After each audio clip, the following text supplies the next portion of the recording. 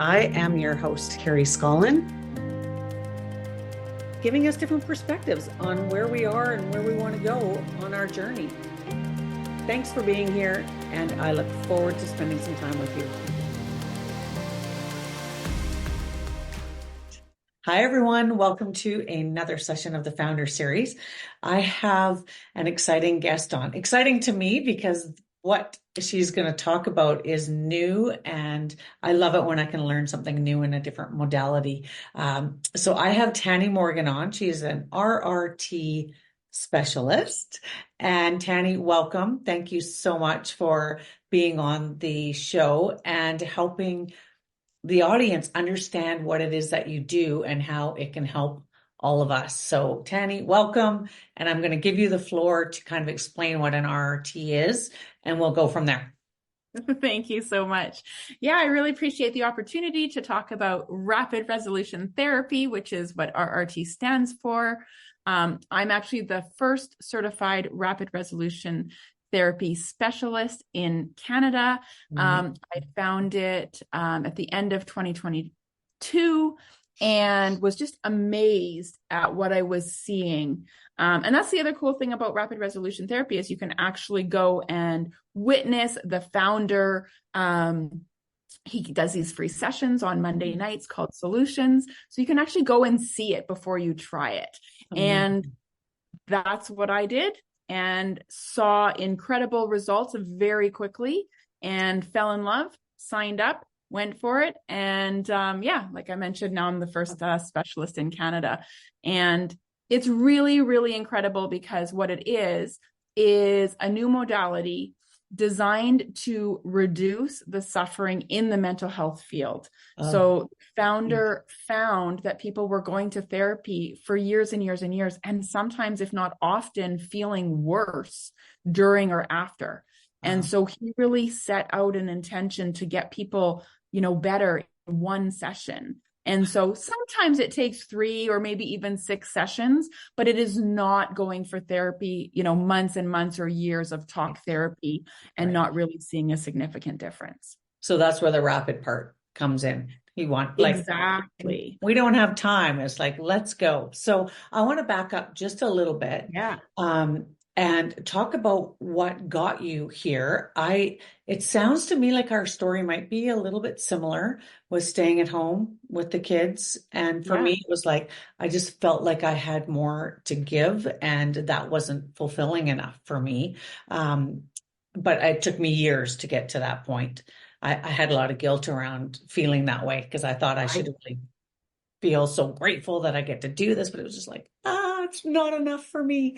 So I think from what I understand from reading some of what you shared, you knew you had more of a calling as well. And that feeling of stuckness and kind of where do I go from here, and not willing to settle for feeling that way.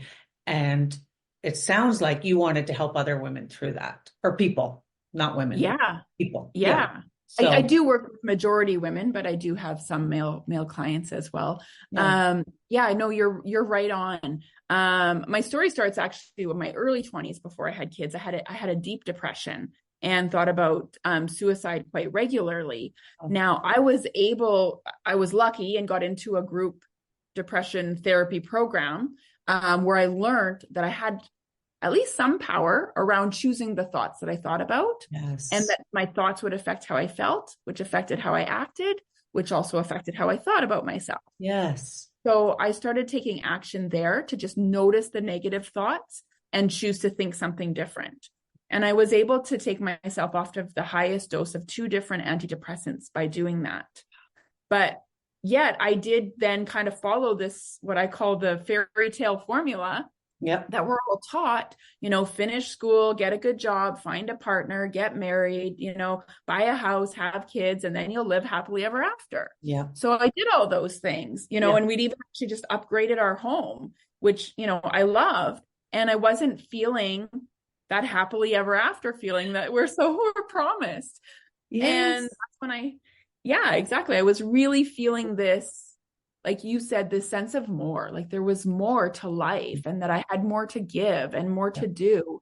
And I woke up one morning and I felt like, oh, I'm sliding back into that depression place. And I knew I didn't want to go back there. Yeah. I absolutely was not going to let that happen. And so I started tuning into my intuition and kind of listening for signs. I started researching what causes happiness, like how do you actually be happy? Yeah. And I started investing in myself. Mm. And That's a big piece. That's a big piece for a lot of us, I think, is that willingness to invest in ourselves. Right. yeah, and I think it that's was hard. yeah. Like you mentioned, you had a lot of guilt.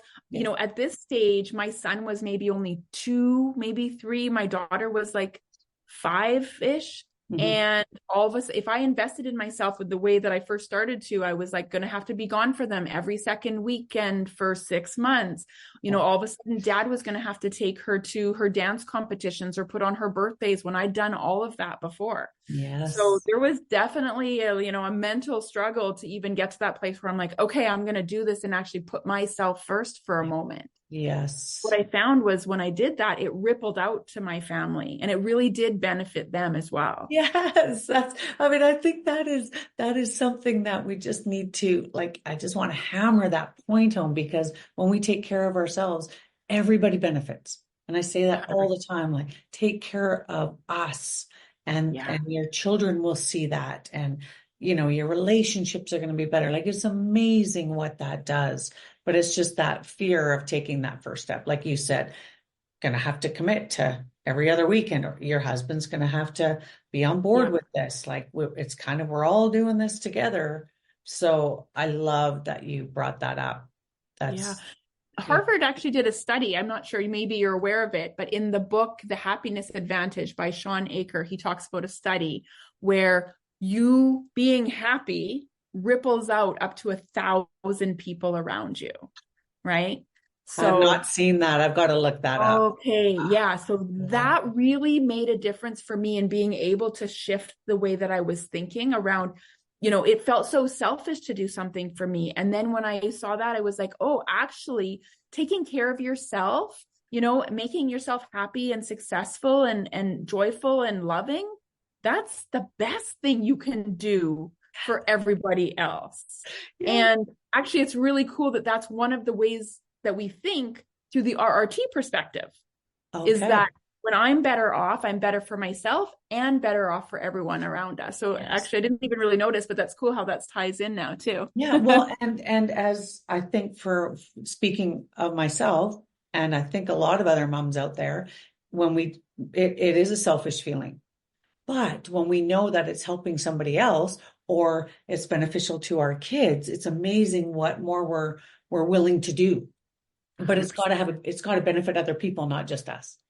I know. I know we got to get out of that way of thinking, but We do. that's what we can bring it back. Like, look, this benefits not only you. So if you're feeling a bit selfish, you're actually making the world a better place just by doing that for yourself. So I'm loving this conversation already. I can't even imagine where we're going from here, but I love that you have tools to help get us to that place, or at least give us a first step or something of where to start. But you just I have a lot of tools now because I've been gathering them now for really 10 years, I think. And kind of the next point in my story was, so I had invested in becoming a yoga teacher. That was his first thing. Okay. And then as I was finishing that up, I really wanted to make sure that I didn't waste this money I spent, I didn't waste the certification, and that I really could build a good practice.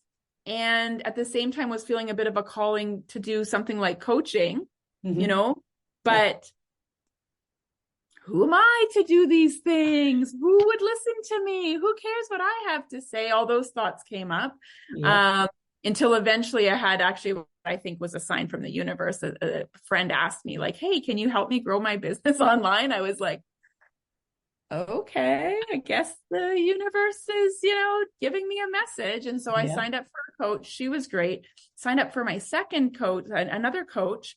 Probably should have just stuck with the first one, to be honest. But anyways, signed up for the second one, who promised, in all of her marketing to help me break through my blocks and get unstuck. And then when I was working with her and I told her I was stuck, her response was, well, just decide you want it bad enough. And when you decide you want it, then it'll happen.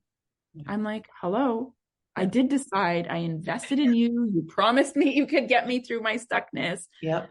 And that experience really led me to recognize that's not how I want to show up. That is not the type of coach I want to be. Yeah. I want to be a coach that is transformative in someone's life. I want to move them through their stuckness as quickly as possible.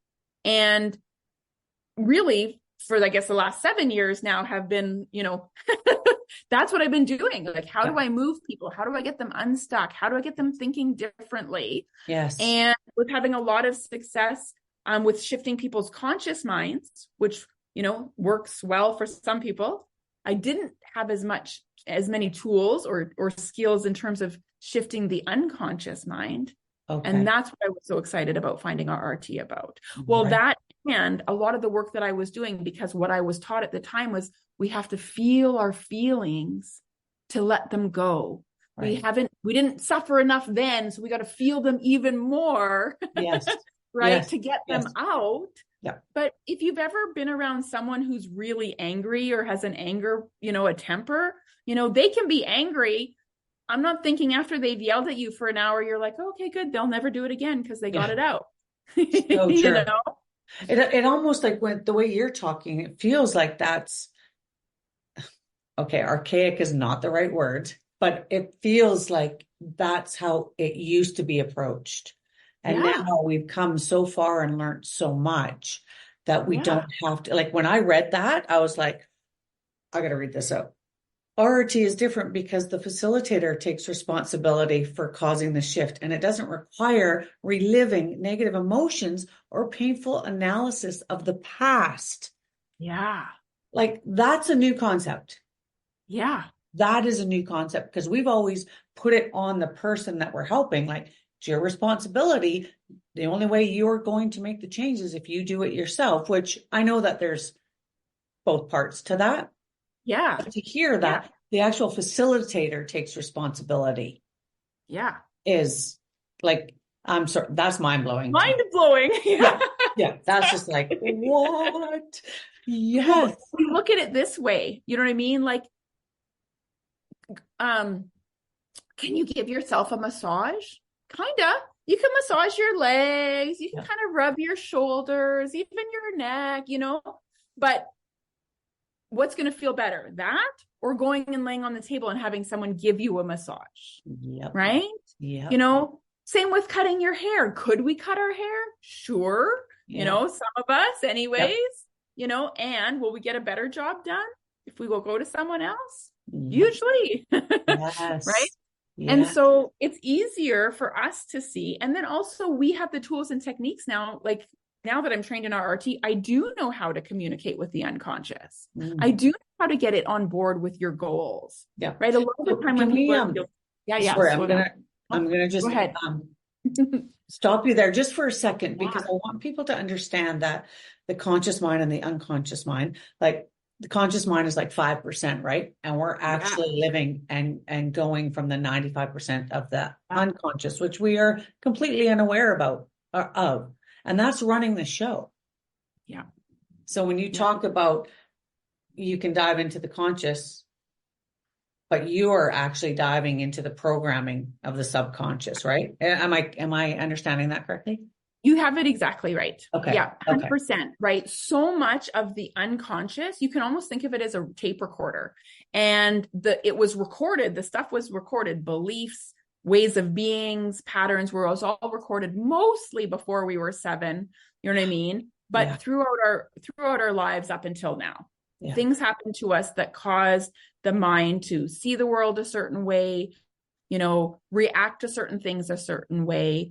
And because we're in it, like we're the conscious mind, there's 2 parts of us, right? So there's the part of us that we call I. Right? You'll hear people say, I need to control myself. I need to calm myself down. Mm-hmm. So we associate with the I. And then when we talk about self, what are we talking about usually? It's the unconscious, but we are kind of thinking of it as our body, our emotions, maybe our thoughts or our behaviors, our actions. But there's this dichotomy of the I and the self. Now, we seem to think the I has all the power and can control everything, right? But the I think, takes in like 11 pieces of data at the same time, and the unconscious takes in 11 million at the same time. So it's constantly aware of everything. Right. It's keeping us breathing right now, blinking, digesting, you know what I mean? Our blood circulating, our heart pumping at the same time while it's telling my tongue how to move. Like, I'm not thinking, oh, I got to move my tongue this way, or my finger or my hand as I make hand gestures. It's doing all of this at the same time. Automatic. Right. And then how many things can you think at one time? One, usually. Yeah. One thing, yes. Right? So the I really can do one thing mostly at a time, right? Can do one thing at a time. The self does all this stuff, and yet we think that I am going to control the self. Right. Oh, that's a great analogy and a visual for me. I'm a visual person, so I can actually I feel like I kind of cut myself in half. There's like the self, yeah, but the I is very tiny. And the self is massive, right? You can almost think of it as a conductor conducting an orchestra. Oh, yeah. Right? Yeah. So as the conscious mind, there's a whole lot of stuff which we can't really kind of control, but we can influence through intention. Okay. Yeah. Right? So we can influence a lot through intention. Right. And our energy. Okay. But yes, so you got it exactly right. So 5% of us is conscious, and we're intricate and complex and can do things like build bridges and businesses and algebra. And then 95% of our mind is more primitive, doesn't understand past or future, and it is running the things, like you said, that we're not thinking about, not seeing, breathing, blinking, digestion. It causes thoughts, it causes emotions with the intent to cause actions. Right. So 95% of our actions, our thoughts, our emotions are, well, I think all of our thoughts and our emotions are coming from the unconscious, and probably 90% of our actions are coming from that too. And then we have a little bit of leeway where we are consciously choosing certain things. So when we're talking about that, then to put it in a perspective of how that actually affects us and influences us, because we're not walking around thinking, okay, that's my conscious self, and this, like, we're not doing that, right? So to bring it back down and simplify it, you talked about, you help people with fear and anxiety, some limiting beliefs. So that's all in our unconscious that we're not really aware about why we have a lot of those things. So you bring it more to the awareness piece and then remove the blocks. Yeah. Is that, can you kind of explain how that works through? Because you're using the conscious and the unconscious or subconscious. Yep. Those words mix me up all the time. They're pretty interchangeable. Okay. You probably don't want to say unconscious if the person, well, it doesn't matter. They're pretty interchangeable. You know, there's just a difference between unconscious of like being passed out unconscious versus subconscious. Exactly. But when I think unconscious, I think someone's on the floor and needs some help. So, okay. Subconscious is probably better. Yeah. So what I would do is check in with, what are you experiencing recently in your life that you would like to shift, change, improve? So basically, if we could shift, change, or improve the way you think, feel, act, or react, what would I get done? This is a question I ask my clients. What would we get done here? And then we uncover, you know, often emotions that are coming up that are getting in the way, right? So fear would be a perfect example. You know, maybe somebody's afraid to do a live stream or to post on social media, right? So we would uncover the emotion that is coming up, and then we get the subconscious mind to understand that there's no threat to life, to this person's life, to show up online. When we get the subconscious mind to understand that, it no longer causes emotion, because the whole reason it was causing emotion was to cause an action, right? So mind was causing an action, causing a feeling, fear. Which caused an action or inaction. And in the case of fear, the action would be running away. Right. Yeah. Right? Not doing Fear it. serves us really well in a moment where we need to run from a predator. Right. Right. Where we need strength to run away. Yeah. Right. So it goes back to the fight or flight thing then. It absolutely does. Like right back to when we first got here was the fight or flight. So that's what the stress response is coming from the fear. So absolutely. So that's our body trying to keep us safe, because that's what it's there for. So what you're saying is you bring attention to it so that you can see the body. Is it regulating something in the body so it knows it doesn't have to run from that? It's not a threat and you're not going to actually die from it? What's happening is I'm using unique language. Okay. Like a special way of communicating with the subconscious. Yeah. And so unique language and specific processes that get the mind to get like, oh, there's nothing to be afraid of here. Okay. Right. And then when mind is aware that there's no threat, there's no longer any reason to cause fear. Fear. Wow. Okay. Right. Okay. So mind perceives a threat, causes fear to make you strong to run away. Yeah. Very, very useful if there's a tiger or a lion chasing you. Yes. Right.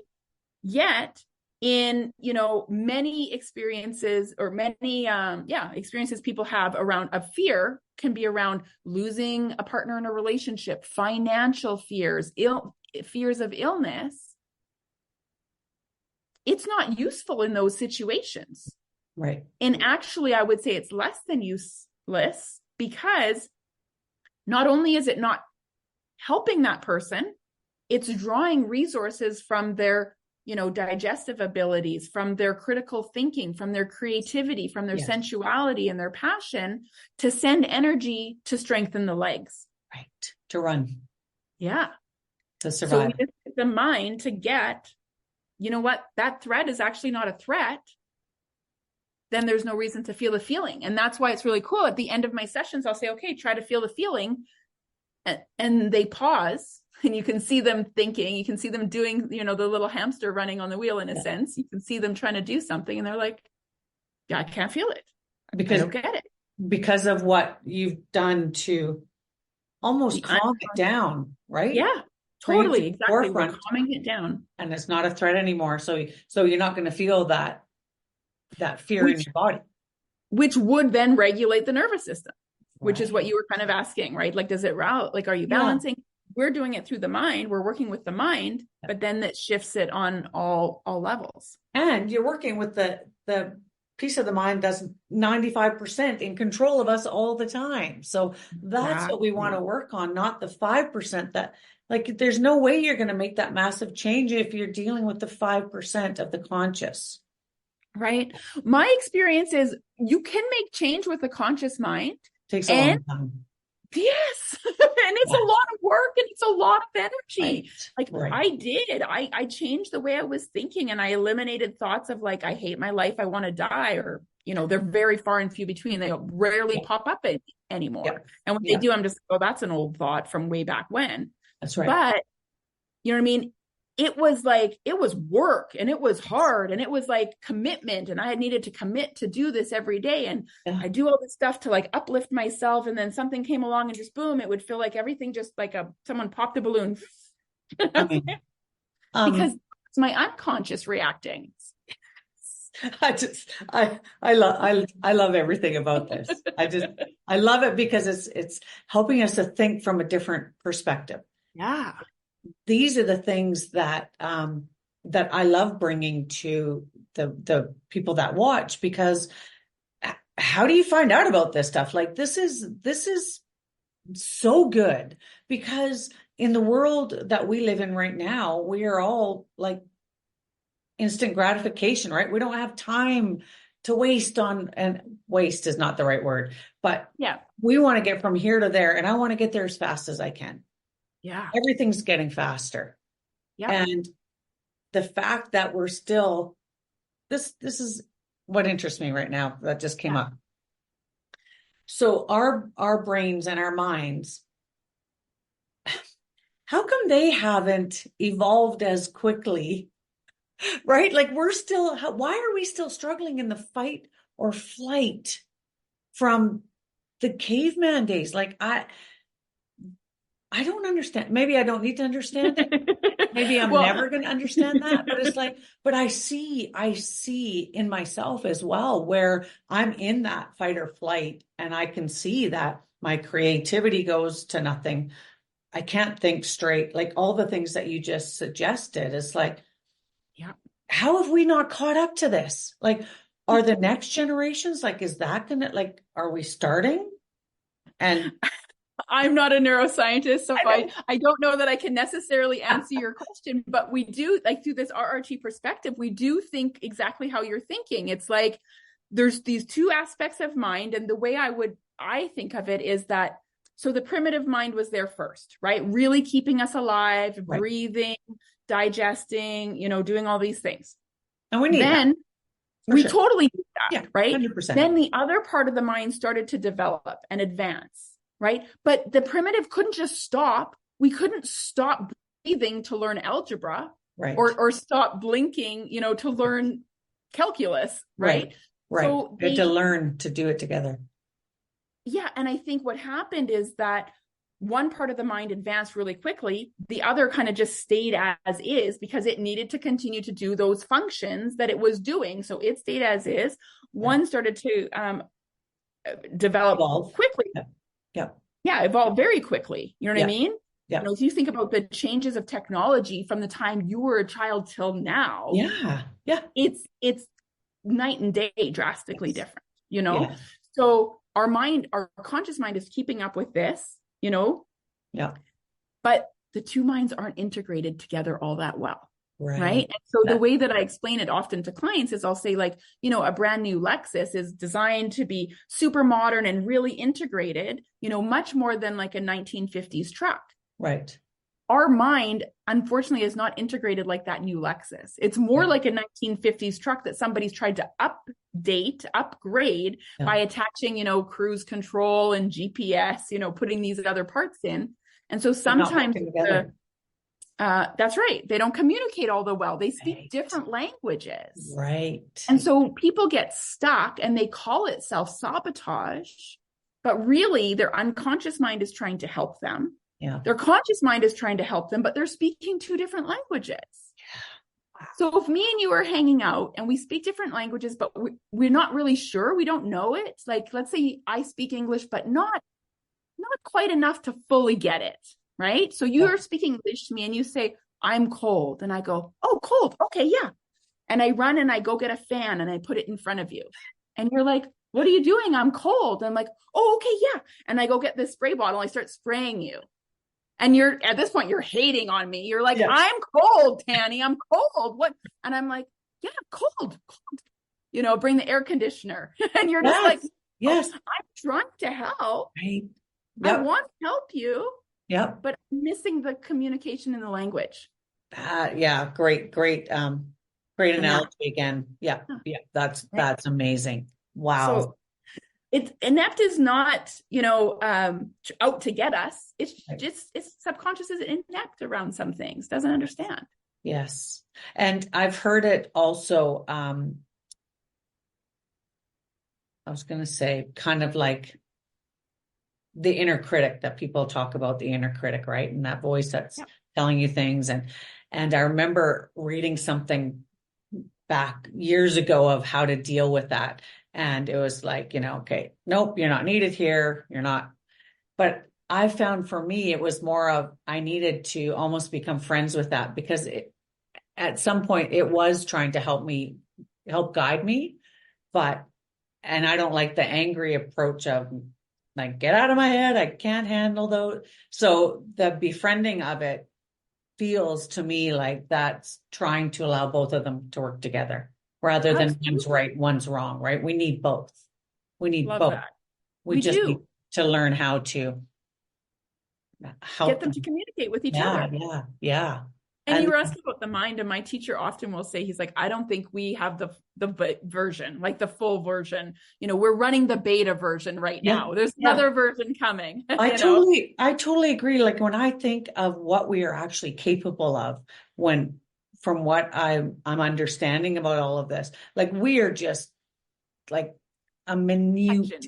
Yes. Like, I mean, our minds just have so much more power than we're able to tap into. So I guess that's what this gets me excited about this is it's evolving, and hopefully with new systems like this, the rapid resolution therapy is going to just allow us to access that. And that is super exciting to me. And it's unknown how far we can go with this, which is also another exciting thing for me and I think my understanding comes a lot from Dr. Joe, where we create in the unknown, right? Like that's where the secret sauce is not being attached to what the outcome is, but we have to get into this area. Yeah. Or we're able to do that. I think like I need to understand this a little bit more, because it seems really out there sometimes. It's like this is too much for me. So to bring it back down, simplify it, it's really understanding how we can make those two, conscious and subconscious, communicate. Yeah. Yeah. And then the other thing that we do in our RT is like things that have happened in our past are no longer happening, but there are effects left in the unconscious or the subconscious, which I'll try to say subconscious, and we clear those effects too, so the mind doesn't think that they're still happening.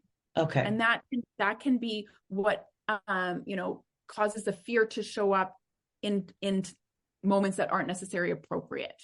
Right. Where you're like, "Ooh, I reacted this way, but that was just a little bug or whatever." Okay. You know what I mean? You can clear stuff. And as we clear these things, I feel like more of your soul self, more of your true self, your authentic self is revealed and able to shine more brightly as some of these other effects of past events get cleared out of our mind.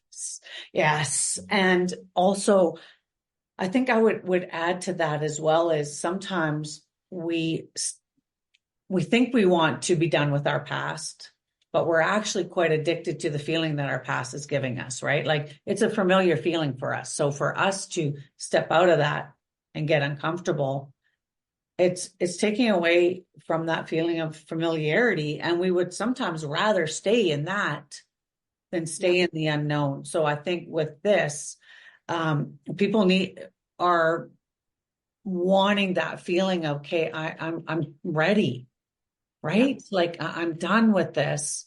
And, but how, so I guess what I'm asking you is the kind of people that you attract as clients who are like, hey, this is it. I think this is what I need. How far are they in their journey of, they know they want more. They're just feeling stuck.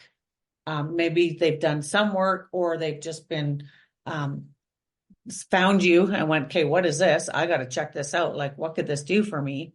Like is it all across the board that it is really. Yeah. So mostly like I target entrepreneurs because I was working with entrepreneurs before. I love entrepreneurs. They're very motivated and they're often into personal growth and development. Yeah.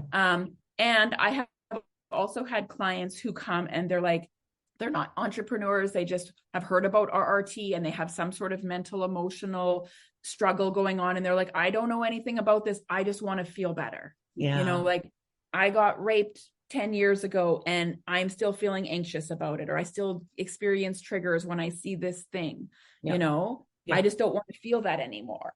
Yes. And those are really fun for me because, in one session, 2 sessions, the effects of rape, a sexual assault is gone. It's just, it really is. And you imagine being, 10 years having, constant anxiety and triggers to being able to enjoy your life again. Yeah. Yeah. Hugely significant, right? It's huge. And then I've had a couple experiences around worthiness a couple around worthiness recently that, in one session, they went from feeling unworthy and trying to feeling unworthy to like their mind won't even entertain what that is anymore. I need you to come into, I'm hosting a book club right now, and the book is Worthy by Jamie Lee Lima. And the worthiness piece is something that we've talked about in every session. Obviously, the book is called Worthy, but just women's, where we don't feel like that. And most women that I've spoken to in the years that I've been doing this at retreats and stuff, it usually comes down to not enough and not feeling worthy is such a big, and we may not even realize we have it. I think this is why I wanted this conversation, because sometimes it can just be one thing that you've said and someone goes, oh, maybe that's what's holding me back. Or, oh, I always thought I was worthy, but did I really? Like, when you get down to it. But okay, so sorry, I could go off topic with you the whole time. So I'm going to bring it back then to, you said that you can help people in like 1 or 2 sessions, like people with fear and anxiety, sorry, something keeps popping up on me. So, and how long is a session? Like, can you kind of walk me through? You said that you walk them through the process of certain language, and can you give me a little bit of an idea of what that would look like for me to come and say I'm worthiness block of receiving? Maybe. Yep. So I personally offer 3 sessions. I don't want there to be pressure on them or me. Like, I like to bring it down, and that way I can kind of, have a session, see where we are, see if there's anything else that needs to happen. So that's the way that I organize it. So someone would sign up for 3 sessions. They would show up on Zoom just like this. They're about 75, 80 minutes long. Okay. A session. And it looks a lot like maybe a conversation. I was going to say like a bit like a coaching session, except no, that's not quite right. I would just say a conversation. Looks like a conversation. And I start out by asking, I kind of asked a similar question earlier, like if we can shift, change, and improve the way you think, feel, act, or react, what would we get done? And then I make sure to really listen and understand where you're getting at. We kind of get to the root of the problem. And then I get you to think with me in certain ways for a little while. I'll be like, would it be okay to think this way with me? Let's think this way. Let's think this way. And I bring in new perspectives for the conscious mind. And then I take you through some processes to communicate with the unconscious mind. Beautiful. And then we check and see if there's any effects of previous, events in life that we can clear, because that frees up energy to fuel the shift. And then I do a little magic trick at the end, which I'm not going to share about, but, so that people can see the shift that they've just experienced over the session. Incredible. Okay, so now I definitely know I've got to book a session. So I'm totally in. Yay! And I can come back and give a testimonial to everybody of like what you cleared, or what we both cleared. I guess it takes both of us. Yeah. Well, and I really would give it credit to your mind. Your mind is doing it, right? I'm the facilitator. I help guide, what I mean, and bring things in. But yeah, absolutely, it'll be your mind doing the actual the actual. I don't know if it's work, but kind of, I guess. So it's from the beginning of the show, would you say that that's our self, or 95% self, and the kind of, so the self is doing the work. Self is the mind, right? The self is the subconscious, and 95%. Okay, perfect. I got to bring it back down so that I understand it.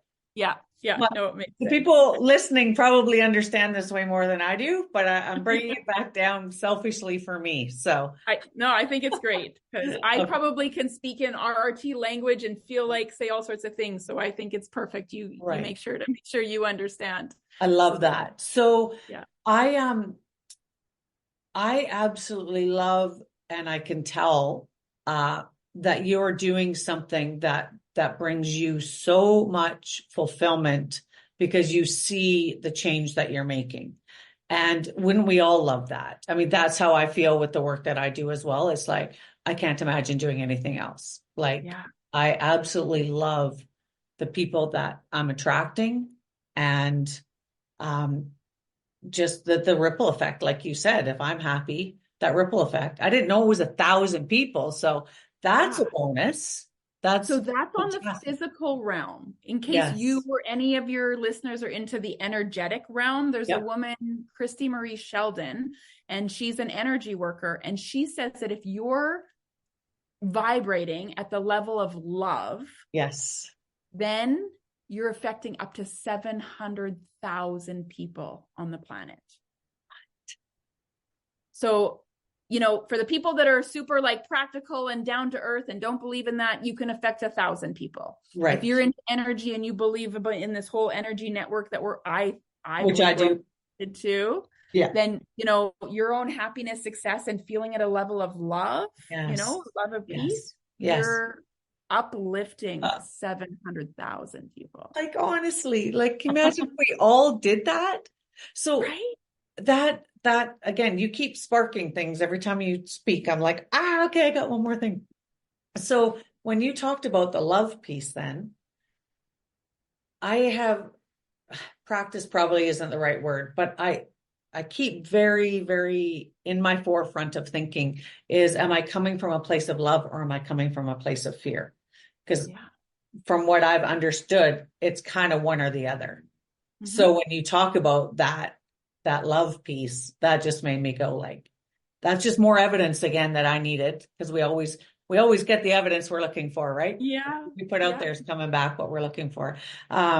And so I do believe that. It's like, but it's just a question I ask myself. It's not for everybody. It's like, okay, where am I coming from right now? Am I coming from a place of love or fear? And fear can look like so many different things than just fear, right? So I love that. I love it too. I just think I love the love. Yeah, this world would be a different place if we thought for 1 second, even 1 second, like, where am I coming from? Is this from love or fear? Like that's massive. But I want to know how people can get a hold of you, reach you. I know that you're on Instagram. Where else are you? And what, tell me everything. Well, I was thinking, like, I don't know if I even told people exactly what I do or who I help. So I'll just share that I do use RRT to help clear anxiety, fear, resistance, stuckness that comes up for entrepreneurs as they build their business, right? And I clear these emotions so they can feel calm and free to be their authentic self and show up online to grow their business. I Tani_Morgan .rrt. I just changed that. I might, I don't know. Tani Morgan on Instagram. I'm TaniMorgan.com on my website. You can find me on TikTok. I'm not as active there. Really, the best places are to come to my website or to Instagram are probably the best places to find me right now. So TaniMorgan.com or TaniMorgan.com. Okay. That's fantastic. I also want to say that, like, when you talked about the resistance, the fear, the anxiety, all that stuff, that can be something like divorce and the effects that divorce had on you, the guilt with your children, or I know that I have people that suffer with anxiety, and the fact that there may be something out there that can help them so quickly so they don't have to live with that. I just wish everybody had access to that. It's so exciting. It's so exciting. And we're just at the beginning. Like, people are just starting to hear about this. Yes. You know what I mean? And have these experiences. Yeah. And then they go out and they say, you know what? Like, I had anxiety. And then like 2 sessions later, I don't have that anymore. Or I was terrified to show my face on video and now I can do it and do it comfortably. Yes. It's so exciting. And just to calm that part of the subconscious mind that it's okay. And to not even, you're probably not even aware that it's okay anymore because it's just not there, because you've cleared the entire that's what people say. Emotion and feeling. I can't even remember what I had this session about. You know what I mean? Or some will say like, oh, I'll have the thought and my mind just doesn't entertain it. Like, it's like, it kind of is there, but it just feels different. It's just like, you know, like these worthiness ones, I've been doing a lot about that recently. And she's just like, there's been multiple of them. And they're just like, you know, oh yeah, like, it kind of comes up and I'm just like, nope, doesn't entertain, doesn't Yeah. stick. It's just like, that doesn't make any sense. That's just ridiculous. Like, Of that's kind course of I'm what, worthy. Yeah, of course I'm yeah. worthy. Why would I think, oh my God, I love what you do. I love what you're doing. I love that you are actually changing. You are really a Yeah. change that we Yeah. all can use and for the betterment of really, in my opinion, the world. The world. Yeah, I Really. think so too. Yeah, especially when you say that from the love piece of 700,000 people. Like, isn't that enough to want to come from that place? And that comes from inside and changing some of those subconscious programming that we have, right? So Yeah. Yeah. It's amazing. incredible. Amazing, Tani. I Yeah. thank Thank you you. so much for your time. And I hope our listeners take you up on it and research it for themselves and see if it's a fit for them. But I trust that they would be in very capable, loving hands if they came to you. And I love that you can do it over Zoom. So it doesn't matter where they are in the world. Um, Anywhere. that is magical. That's my Yeah. word for you. And if they want to learn even more about it, they can look up rapidresolutiontherapy.com. My teacher's name is Dr. John Connolly. He's the founder. Yeah. So I think he's got a few things on YouTube, or you can look at his Instagram page. You can definitely look at my Instagram page. Feel free to reach out to me if you have Yeah. any questions. You can DM me. I'm super approachable, friendly that way. So you can just add me on Instagram and send me a message and I'll respond. But yeah, I'm really excited to get it out there. I love facilitating for my clients. And Carrie, thank you so much for this opportunity to talk about it, to connect with you, to share it with your audience, because I am really passionate about getting it out there and getting it in the hands of as many people, at least getting people to know about it, Yeah, so exactly. they need to check in and see, because That's so many right. people are suffering, struggling. They don't Yes. have to be. You don't have to anymore. This is so. Yes. Yes. That's I love it. I mean, I host retreats and workshops and stuff. So we are definitely going to be working together in Yeah, the I would love future. that. I would I love that. love That'd be that. so much fun. So everybody that is listening or watching, please check out Tani Morgan and let me know what you think. If you research and you look her up and you check her out, I'd love to hear some feedback. And for all of you tuning in, we will see you next time. And thank you so much for being here. Thank you, Tani. Thank you.